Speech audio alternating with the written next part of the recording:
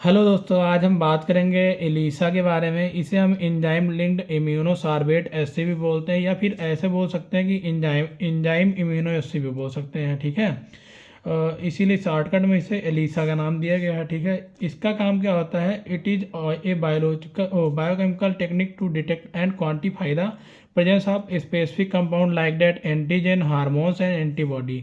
Elisa का main purpose जो होता है डिटेक्ट करना, आइडेंटिफाई करना, क्वांटिफिकेशन, मतलब how much amount of antigens, hormones and antibodies are present in our blood plasma या सीरम। ओके। दूसरा क्या होता है? The amount of compound corresponds to the substrate convert to coloured product by the enzyme linked antibody. जब हम लोग क्या करते हैं, एलिसा को परफॉर्म करते हैं, तो इसमें हमको ये देखा जाता है कि जो हम एंटीजन, हार्मोन्स और एंटीबॉडी लिखते हैं, ठीक है, तो इसमें हम एक प्रकार का सबस्ट्रेट लेते हैं। ठीक है। उसको क्या करते हैं, जब हम रिएक्शन कराते हैं, ठीक, तो उसमें क्या होता है, जो हमारा प्रोडक्ट होता है एंटीजन, हार्मोन्स और एंटीबॉडी, वो कलर प्रोडक्ट के रूप में कन्वर्ट हो जाता है। ठीक। विद एंजाइम से लिंक होके क्या होता है? एंजाइम से लिंक होके। ठीक है।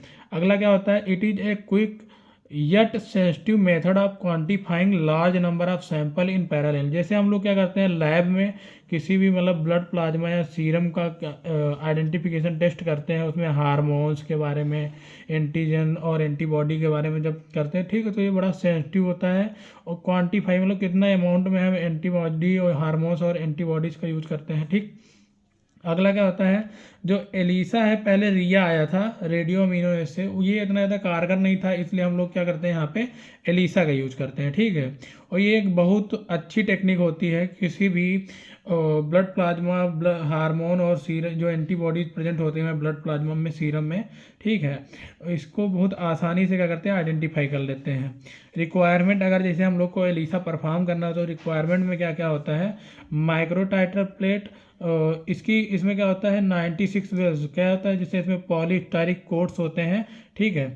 ये पॉलीस्टाइरिक कोट्स मिलकर बने होते हैं। जैसे इसमें ये इतना मैंने प्लेट दिखाया है, तो इसमें का एक वेल, ये वाला जो पोर्शन होता है एक, ठीक है, एक वेल को क्या होता है, पॉलीस्टाइरिक कोट से बना होता है। ठीक। जैसे इसमें देखो, ये पूरा हमारा क्या होता है, इसे माइक्रो टाइटर प्लेट बोलते हैं। चौकोर चौकोर होता है, इसमें खांचे कुछ बने हुए, जिसमें क्या होता है, एक खांचे को एक वेल बोला जाता है, पॉलीस्टाइरिक कोट। ठीक। दूसरा क्या होता है, इसको मैंने इसे डेल्टा टाइप का दिखाया है, यही मतलब यही एक प्रकार से मतलब कंपाउंड मान लेते हैं। ऐसे तो हमको कोई स्ट्रक्चर हार्मोन्स का, एंटीबॉडी का और ये सब चीज़ों का ज़्यादा खास दिखाई नहीं देता है। ठीक है। तो हम क्या करते हैं, इसे मान लेते हैं कि ये एक एंटीबॉडी है, या फिर एंटीजन है, या फिर हार्मोन्स है। ठीक है। इधर मैंने माना है कि एक प्राइमरी एंटीबॉडी, ठीक, हमारी बॉडी में जैसे ब्लड प्लाज्मा में WBC, RBC होती हैं, तो हम मान लेते हैं ये WBC क्या है, WBC। ठीक है। एक प्रकार की प्राइमरी एंटीबॉडी मान लिए। ठीक है। और यहाँ पे क्या होता है, एक कलरलेस सबस्ट्रेट क्या करते हैं, इसी के साथ ऐड कर देते हैं। किसके साथ में? जो सेकेंडरी एंजाइम लिंक्ड एंटीबॉडी होती है उससे। ओके। ठीक है। अब आते हैं इस पे, टाइप्स ऑफ एलिसा क्या होता है। टाइप्स ऑफ एलिसा में जो है, एलिसा को हम 3 भागों में डिवाइड करते हैं। Direct ELISA, direct enzyme linked immunosorbent ऐसे, या फिर इनडायरेक्ट एलिसा, या फिर सैंडविच एलिसा। ठीक है। तो डायरेक्ट मतलब क्या होता है, जैसे मान लो यहाँ पे मैंने दिखाया है एक स्ट्रक्चर में, तो यहाँ पे पहले क्या किया, मैंने एक कंपाउंड ले लिया।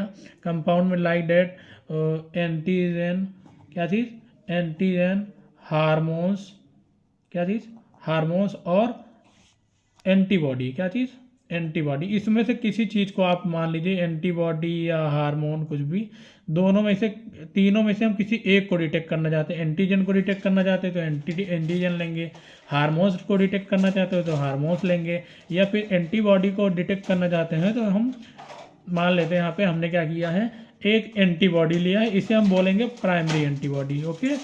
दूसरा क्या होता है, ये जो इतना पोर्शन इस तरीके से दिखाया मैंने, देखो पिछले वाले में दिखाया था यहाँ पे ये वाला।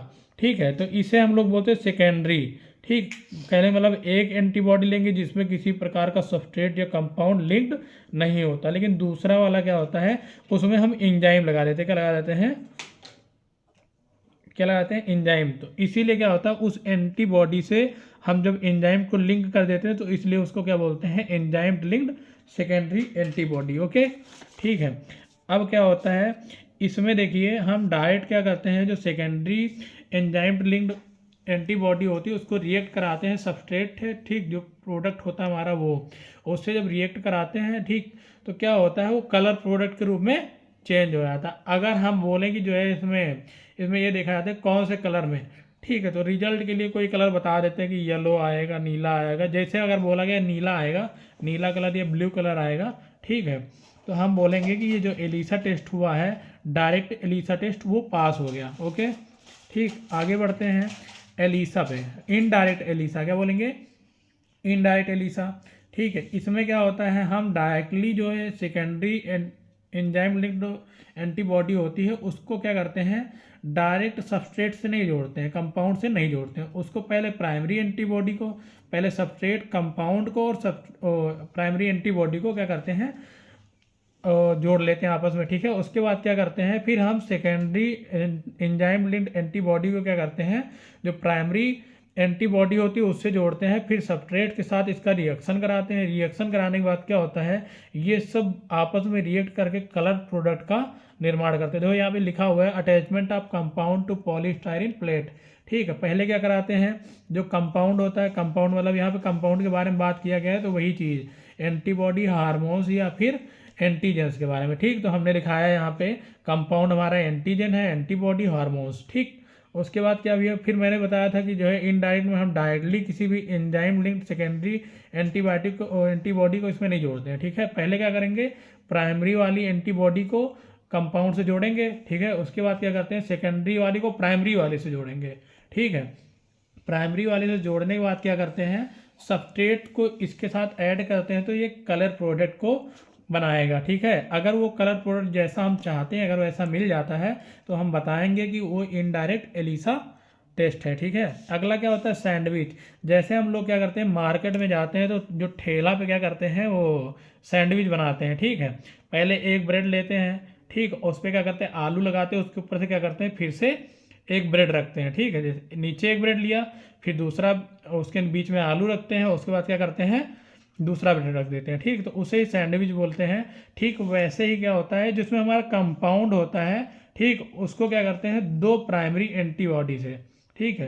पहली प्राइमरी एंटीबॉडी को क्या करते हैं, अटैच कराते हैं माइक्रो टाइट्रेटर से, ठीक है, टाइट्रेटर प्लेट से।